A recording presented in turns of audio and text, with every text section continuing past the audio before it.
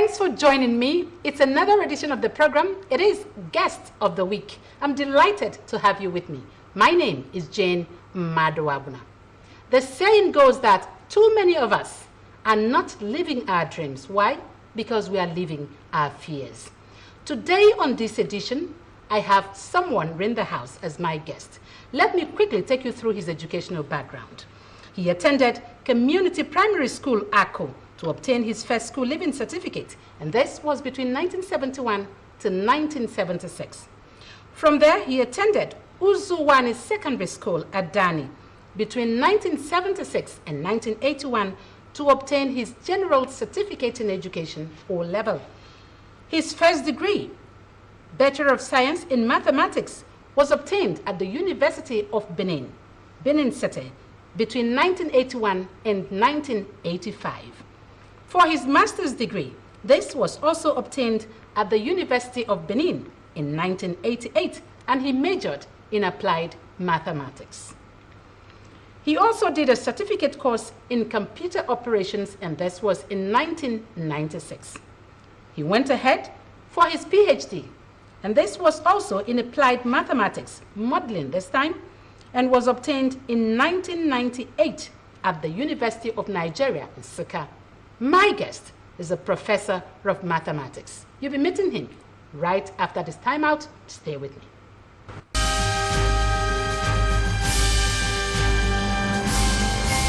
Welcome back. Time to meet my guest. And let me quickly introduce to you Professor Godwin Christopher Ejike Mbah. He's a professor of mathematics, like I told you, and he got his professorship in the year 2009. Welcome to Guest of the Week, sir. Thank you. All right. Thank you. I'm really delighted to have you with me today. Now, one thing comes to mind. When I went through your CV, it gave me quite a time really reading through it, because it was really very, very long. Now, I'm professor of mathematics. You know, through the years, growing up, when I hear mathematics, there's a lot of fear surrounding it. But for you, you did this to professorship level. First of all, why are students afraid of mathematics? Well, thank you for bringing me here. First of all, many students are afraid of mathematics because they have very poor background from primary school to secondary school and subsequently. If you check, most people who teach mathematics in secondary school, majority of them never majored in mathematics. You can imagine bringing somebody who read chemistry or somebody who read economics to come and teach mathematics. He cannot give what he doesn't have. They don't have the competence because they didn't even do mathematics while in school, in the universities. But we always think at the school level, secondary school level, that anybody that did sciences can conveniently teach mathematics. And it's not true. That's a big error. For example, in my university, University of Nigeria, when my daughter was in primary school, at a stage, I discovered that the teacher was not doing very well in the mathematics. I had to advise the school that from primary 4 to 6, they should select the best maths teacher in the school to run through the classes, instead of allowing teachers who themselves are afraid of mathematics to teach the students mathematics. And the university adopted it, and it's doing very well. Languages and mathematics, they bring special teachers that teach those classes from primary 4, primary 5, primary 6. And so you find out that they learn this thing from a specialist hand, not just for anybody. Like primary school, a teacher teaches all the subjects. And some of these teachers themselves never passed mathematics. How can they give what they don't have? Exactly. So in that case, it makes the students don't even understand what is happening. And what do you expect? When higher things come, they'll be afraid because they didn't have the background. Okay. So it's the problem. We'll really go back to this maybe later in the course of this program today. Now, let's quickly look at your various contributions to the development of humanity through what you have done. You started your career life with teaching at the University of Agriculture, Makurdi. That's what I saw, Benue State. 1989 to 1997. Sure. Then you moved on to Enugu State University of Science and Technology, ESUT, 1997 to 1998. And finally, you settled at the University of Nigeria in Nsukka, 1998 till date. Yes. Good. Now, I know in between you also did offer other services to other universities, visiting Prof and things. For you, what What has been your contribution in the development of humanity as a lecturer? Well, the first thing any lecturer will want to do is to, one, replicate himself. Two, to build individuals that will contribute to the society. And your major contribution to humanity is first building individuals that can diversely contribute to society. I've taught engineering students, I've taught math students, I've taught medical students, I've taught all levels of students. I've equally produced so many students. If you go through my CV, I've produced right now 17 PhDs in various areas of mathematics. I saw that. Epidemiology, operational research, climate, environment change, and all those things. I've also produced 62 MSc students who are now lecturers in many universities. So we have tried to build people who can practically contribute to the development of society. For example, in University of Nigeria, I know that many of those students in engineering passes through me before they go out. Because at a certain stage of their work, they always have problem of modeling their work. And that is where I come in. Okay. And we try to, most of the things we do, we try to bring it practically, put it in mathematics.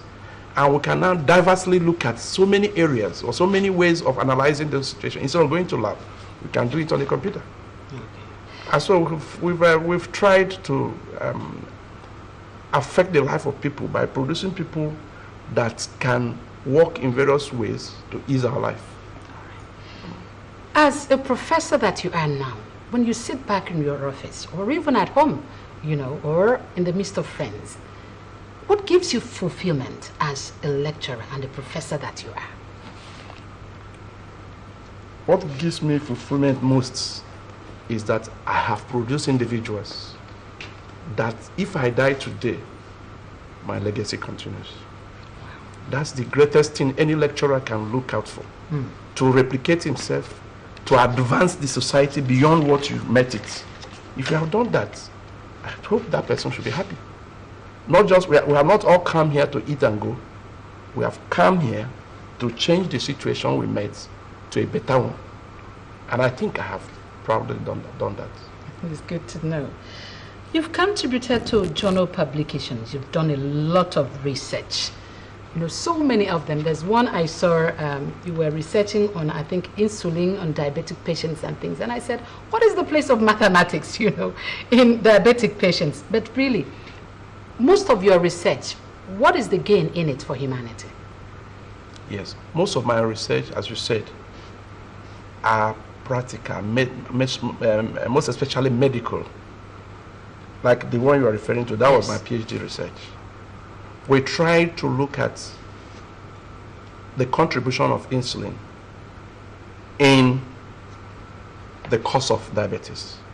That was the one I worked on. And I completed that work in 1998.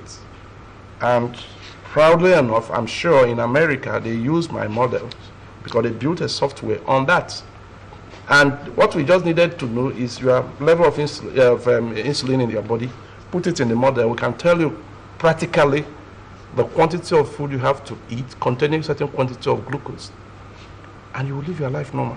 You were academic advisor in the Department of Mathematics, ESUT, 1998 to 2015. Yes. What were your contributions there?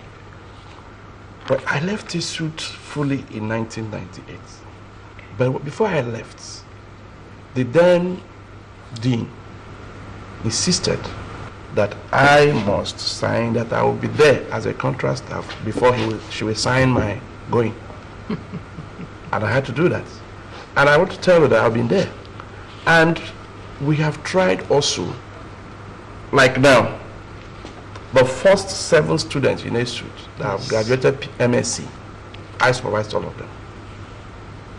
And I have consistently helped to make sure that ESUT's mathematics department get the accreditation. Now, you were chairman Departmental Examinations Committee on Computation of Students' Results for UNN 2001 to 2006. Now, sometimes there are mix-ups in these computations, and sometimes you don't even find answer sheets to certain examinations. It does happen. We hear of these things. But within the period you were there, 2001 to 2006, how did you ensure that the right things were done? Well, in our department, we have an order. We have 4 sets, year 1, year 2, year 3, year 4. We also have exam officers computing each of the level. You are the final. By the time it comes to you are the final, from year 1 to 3 are already there. You only add final years on, and it's complete. It is the duty of the exam officer to search for any student's result that is not there. It's not the student's duty. If, for example, my student doesn't have JS 101, it is my duty to go to GS department and ask for that student's results. And if peradventure that student didn't write the exam, it is my duty also to report to the student, oh, you told me that you did this when you didn't do it. If you actually did it and the result is not there, we have to work it out. It doesn't need to be the student. Because conventionally, students don't need to touch their results. It is the exam officers that is their job. And where it becomes difficult, you call the attention of the head department.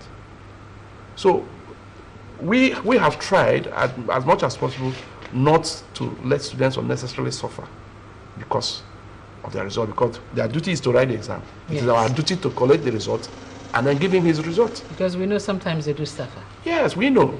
We know. Really, sometimes, depending on who is there as the exam officer, some people, I've just said the way I did it. Yes. Some other person may not do it that way. He might say, you don't have the result, go and look for your result. And he will get there, they will tell him, you can't collect the result, go and call the exam officer. And then he will now tell him, I will come when I'm chanced. You see, the student, I've had a case, I had to go personally, even though I'm not concerned, because I made this student crying. What's the problem? That my result is not complete. I have taken those exams.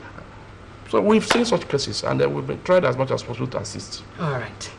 You served as head of Department of Mathematics, UNM, from August 2016 to July 2019. What did you do to make things better at the department? Well, I was the head of Department of Maths first time 2008, 2009, and later 2016 to 2019. In 2013, I attended a workshop in Ghana where I was invited as a lead speaker in a modeling workshop. After that, I was directed by one professor now working with African Mathematical Union, Professor Wandera Ogana from Kenya, to replicate what we did in Ghana in Nigeria. I came back, I tried to do that. Those in authority then didn't want me to do it because I wasn't the head. So I have to keep my cool. Eventually, when I became head in 2016, that was the first thing I did. That year, October, I organized the first international workshop in mathematical modeling and simulation in University of Nigeria, so the first of its kind in Nigeria. That same year, fortunately, the then Vice Chancellor, Professor Zumba, was so fascinated by that he gave my department the biggest computer lab in University of Nigeria.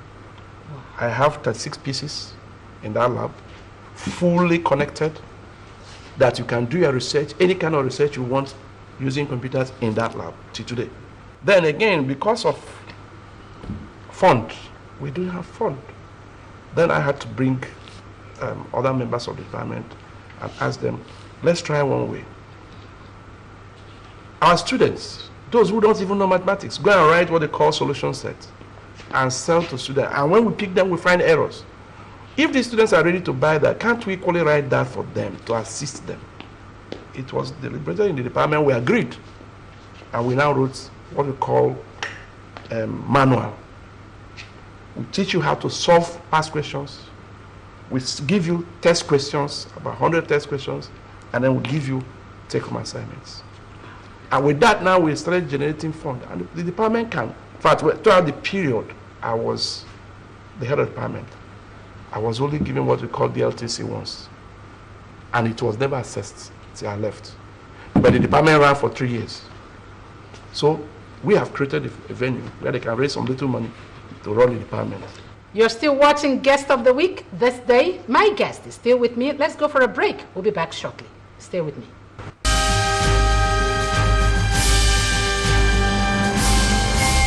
Welcome back. My guest is still here with me talking about Professor Godwin Christopher Ejike Mbah. All right. You have also attended many conferences and workshops in your lifetime. Yes.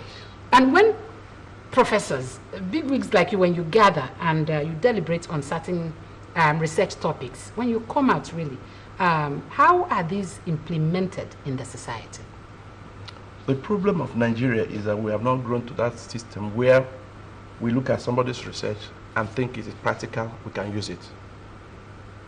I know some of our colleagues who are abroad in my own discipline, in my own special area. If I'm abroad, I should have as much money as I want because the money will be there. It is this applied area of mathematics, more especially the bio aspect of mathematics, that attract the greatest funds all over the world. You've also offered services to other relevant bodies. I saw one with the Ebonyi State government as member Yes. Education Review Committee. What did you do there? Yes, at the time, the Governor Leji felt that their education system in Ebonyi, that something is wrong with it. He set up a group to look at what the problem is. So we toured all the major zones, all the major schools in Ebonyi State. My duty in that committee was to mathematically analyze the raw data we collected. You'll be able to say, these schools are doing this, these schools are not doing this, do this to advance this, you know. So that was what I did. By the time we collected the data, I sat down. The rest were resting. I had to do the mathematics of the whole thing. So that was the... For your community, you've also rendered services. I saw Chairman ACO General Assembly. What has been your contribution also there? Well, I've been in the leadership of the town for a very long time. So as a chairman of ACO General Assembly, I've tried to make sure that there is unity in the town. And that wherever problem comes, you won't say, I'm not from that section, I won't go. You must do and get it done. Yes. And where it becomes difficult, you call those who are outside. And fortunately for us in that town, we think there is no problem that is beyond us, both financially and otherwise. Just call and people will respond. You've won many awards of excellence in the course of doing your job. There are many of them. You were awarded certificate of the 159th inaugural lecture of the University of Nigeria, Nsukka. Award of recognition by the National Association of Physical Science Students. What did you do for them? Well, in physical sciences is in UNN is made up of 7 departments. I was like a rallying point to most of them, irrespective of what department you are. Once your work involves mathematics, it will end on my table. And I was ever ready to listen to them. Okay. So they felt I was helping them so much, and they had to give me the award. You also got one by postgraduate students, another award of honor from them, University of Nigeria, Nsukka in 2008. I saw that you're a Knight of St. Paul. Yes. Anglican Diocese of Nsukka. Yes. 2003, you were honored by the Knights also. All right, looking at you, Prof, you've really succeeded and you're still succeeding in your profession. You're a professor of mathematics. For young people who may be listening to our program today, what are some of the qualities that have helped you to succeed? Well, for anybody to succeed in maths, you must be prepared to work. You must also be prepared to forgo so many things. You must also be ready to think rationally, because sometimes some works are given to you in which you need to use your own brain and come out with the result before you even can solve. So that of them who have the capabilities of doing mathematics, what we need is from day one, give them that opportunity, give them that forum to do it. Okay. Young people of today are not very patient when it comes to following rigorously. What's your advice to them? Today, money, comfort is what they are seeing, and they want that instantly. You're a prof, and the pleasures you enjoy now, a graduate of yesterday wants to enjoy the same thing. What do we tell them? Even my own son, I've always told him, ill-gotten wealth doesn't last. If you run too fast to do anything, you will hit rock before soon. So when you take time to build yourself, yes, this wealth will come naturally. Many of them want things now and now, and it doesn't work that way. Exactly. It doesn't work like that. We've always tried to encourage them. Be patient. Follow things in good way. At the end of it, you are going to still be rich. That's it on this edition of the program, Guest of the Week. My guest in the house has just summarized his thoughts. He says for young people, it is important you be patient, remain focused, and please be hardworking. And for contentment, it is important you understand that riches doesn't mean you must own the entire world. Be contented with what you have, and that way you will be happy. I want to thank you, Prof, for making time to be in the studio today. Thank you. Thank you so much for being here. Thank you. All right, next week I'll still be here. Ensure that you keep tuning in to watch this program. I am Jane Madwabuna. Bye-bye.